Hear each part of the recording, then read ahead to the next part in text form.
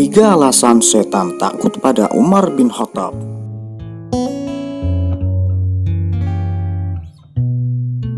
Satu, tingkat keyakinan sudah sangat kokoh.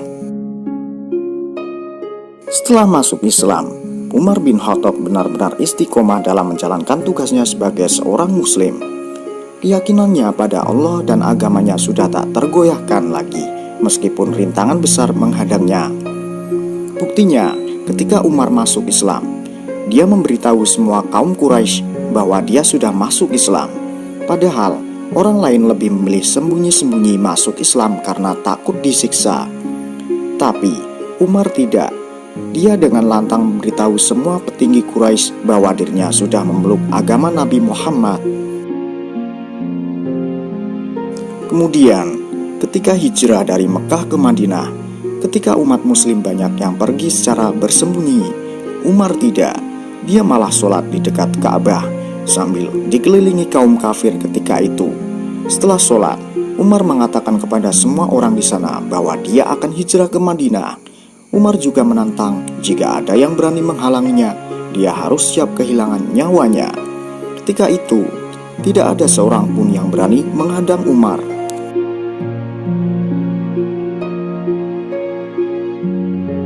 2. Tidak tergoda duniawi. Salah satu hal yang membuat banyak umat Islam terjerumus dalam perbuatan dosa dan melalaikan ibadah karena dia terlalu sibuk oleh urusan duniawi. Setan paling suka sama orang yang amat mencintai kesenangan dunia.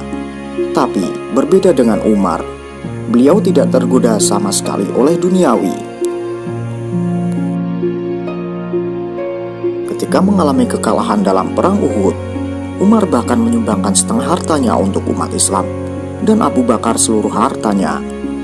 Tidak ada urusan dunia, baik itu harta, wanita, dan tahta yang dapat menggoyahkan keyakinan Umar. Ketika jadi khalifah saja, seluruh kekayaan Umar malah habis digunakan untuk membantu rakyat. Jauh berbeda dengan sifat pemimpin zaman sekarang. 3. Sosok pemimpin yang adil yang bijaksana. Umar dikenal sebagai pemimpin yang adil dan bijaksana. Beliau sangat tegas dalam menjalankan hukum Allah. Maka tak heran jika negara yang ia pimpin berada dalam kemakmuran. Meskipun dia adalah seorang pemimpin, tapi Umar selalu turun tangan dalam mengurus rakyatnya. Dia suka berjalan di malam hari, didampingi oleh sahabatnya, berkeliling melihat keadaan rakyatnya.